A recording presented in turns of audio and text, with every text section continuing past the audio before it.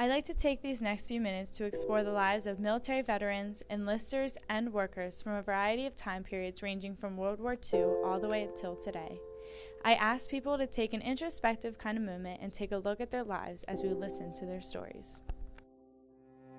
It was the Japanese that started the whole thing. I mean, it was very sad. How'd they start the whole thing? By bombing Pearl Harbor. December 7th, 1941. How old were you when they bombed Pearl Harbor? 16. You were 16 when they bombed Pearl Harbor? Yes. Do you remember? I know exactly. It came over. President Roosevelt came on and announced war with Japan. Okay. And why? And why? That they were born. That they were bombed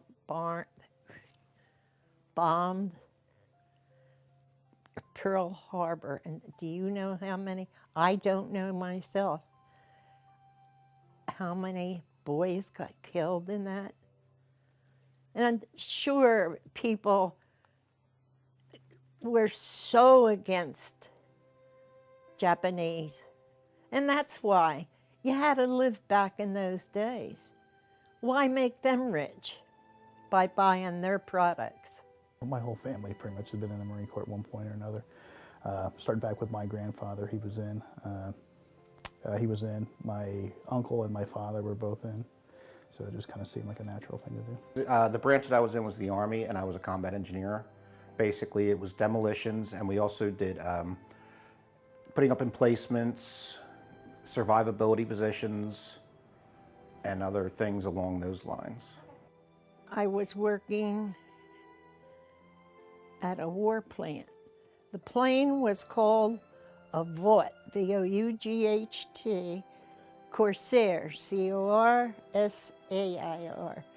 And it was a plane that the wings folded up. And I was working in a war plant wiring radios. What was your first day of training? It was a day you'll never forget. You know, it was having my grandfather in and my dad and my uncle in. I knew what was coming that day. You know, but even though I knew it was coming, even when it happened, that very first day, it was an eye opener. It's a totally different world. You really go from being like kind of a sheltered kid to all of a sudden you're an adult, and you don't get 4 years to have that happen. You get about 10 seconds to let that happen.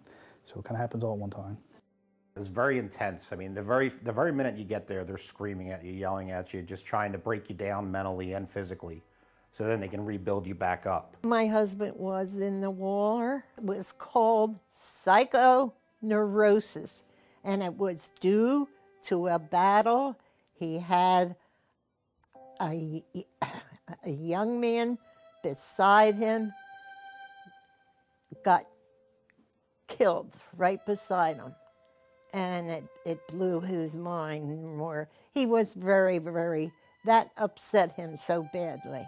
Post-traumatic stress, I think I had one incidence of it, and I'm not even sure if that's even accurate. What I did in Iraq was it's called route sanitation. We basically patrolled the main supply route looking for IEDs. And they would hide them different various ways. And one way was they would put them up beside a dead animal so that you wouldn't see it. You would just drive over it. You would drive past and they would detonate it. When I first got home, I was maybe home, I want to say maybe 2 weeks. I was just driving down the road and I saw a dead deer on the side of the road. And I just automatically just swerved out of the way like a panic. Through boot camp, you see people like in boot camp that, it's a different way of life, and they're really trying to break you down. They're trying to take away your, maybe take away your personality, but they want you to operate as a team, and to do that, they kind of have to take away all the times or the opportunities where you say I, and start changing those into places where you say we. So some people don't handle that real well. So like I think in my experience, I think in the first couple of days we lost a good 10 people who just couldn't. It just wasn't for them, and they knew pretty early that they weren't going to be able to handle, this type of screaming at you and, doing everything as one and all that. Some people were kind of shamed by that, but I don't think they should be, because I think they tried. And, if it was easy, anybody could do it, so. Did you know a lot of people that were killed in the war? Yeah, a boy next door, the two twins, another one from Wingcoat. I think, if you're to enlist now, I think as an 18, you're likely going to be 18 years old if you're going to enlist now. I think you really need to look around and see what's in our government and what their motives are for doing what they do, because you could be 18 years old fighting somebody for really no reason at all. Maybe something doesn't even make sense, and you're going to be committed to doing that whether you believe it's right or wrong. And once you're there, you don't have a say in it. So I think it's really important to make sure that people who are elected in office are really sound and they're really making the right decisions. When the war was over, I was in my living room listening to the radio, and President Roosevelt came on and said the war was over. And I remember him so well. He was a great president. I think with Iraq that we do need to get out, just because I don't think it's getting any better, and I don't think the presence that we have over there now is making it any better.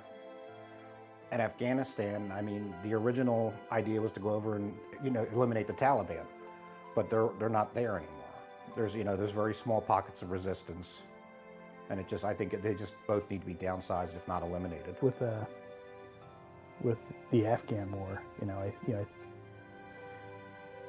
going after bin Laden and all that, I think that obviously the right thing to do, considering what happened for 9/11, and the military eventually ended up, and the CIA and a lot of people finally ended up getting them, and that was a good thing. But I think now it's probably a time to move those troops out of there now.